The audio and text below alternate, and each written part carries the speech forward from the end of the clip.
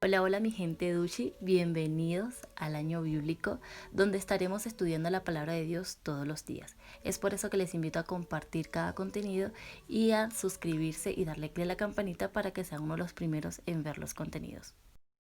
Día 264, libro de Marcos, capítulo 1. Principio del Evangelio de Jesucristo, Hijo de Dios, como está escrito en Isaías el profeta: He aquí yo envío mi mensajero delante de tu faz, el cual preparará tu camino delante de ti.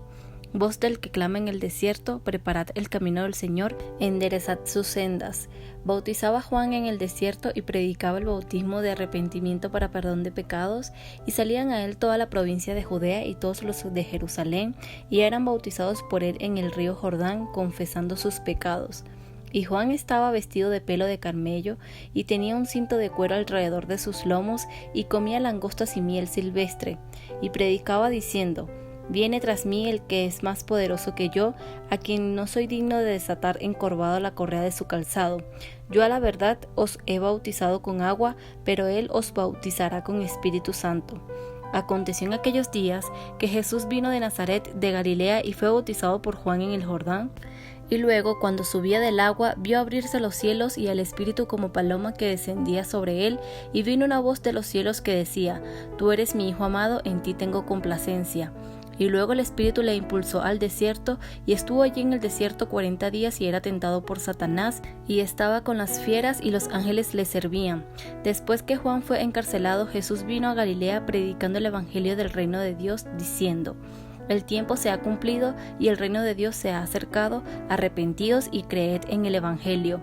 Andando junto al mar de Galilea, vio a Simón y a Andrés su hermano, que echaban la red en el mar porque eran pescadores, y les dijo Jesús: Venid en pos de mí y haré que seáis pescadores de hombres. Y dejando luego sus redes, le siguieron.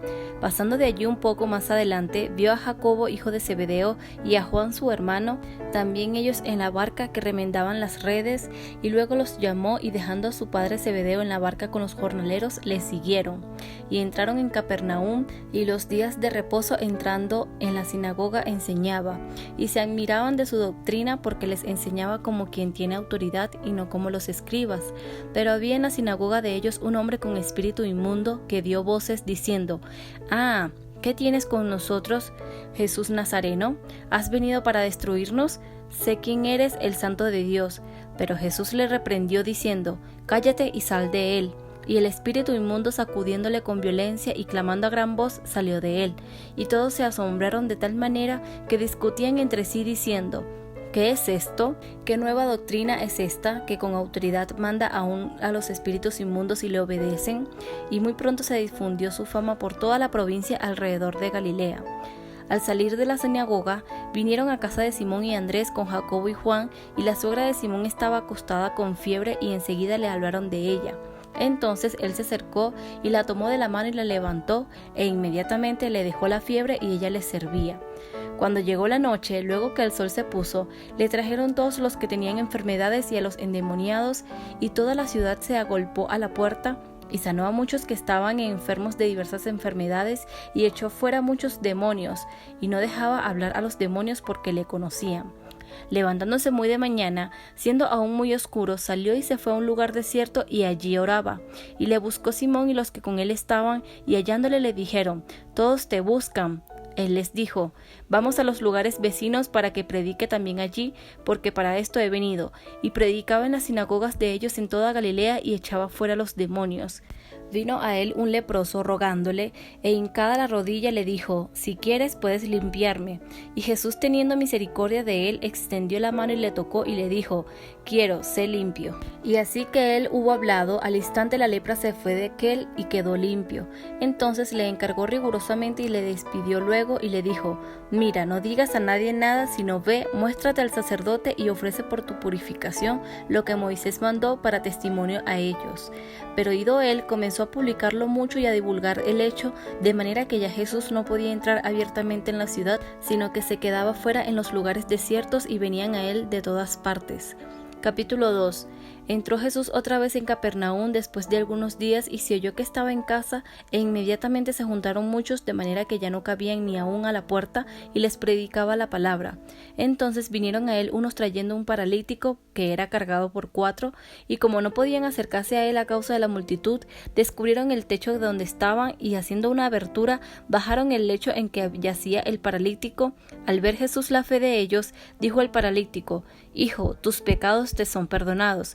Estaban allí sentados algunos de los escribas, los cuales cavilaban en sus corazones: ¿por qué habla este así? Blasfemia dice. ¿Quién puede perdonar pecados sino solo Dios? Y conociendo luego Jesús en su espíritu que cavilaban de esta manera dentro de sí mismo, les dijo: ¿por qué caviláis así en vuestros corazones? ¿Qué es más fácil decir al paralítico: tus pecados te son perdonados, o decirle: levántate, toma tu lecho y anda? Pues que para que sepáis que el Hijo del Hombre tiene potestad en la tierra para perdonar pecados, dijo el paralítico, a ti te digo: levántate, toma tu lecho y vete a tu casa. Entonces él se levantó enseguida y tomando su lecho salió delante de todos, de manera que todos se asombraron y glorificaron a Dios, diciendo: nunca hemos visto tal cosa.